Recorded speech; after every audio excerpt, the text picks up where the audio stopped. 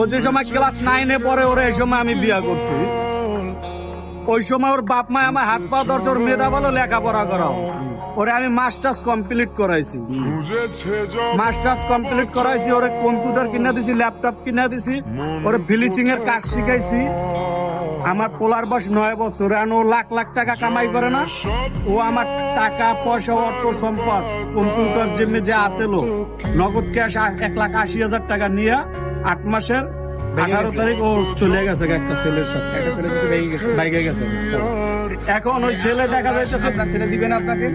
ও বলতে আছে যে আমার ছেলে তোমারে দিব না।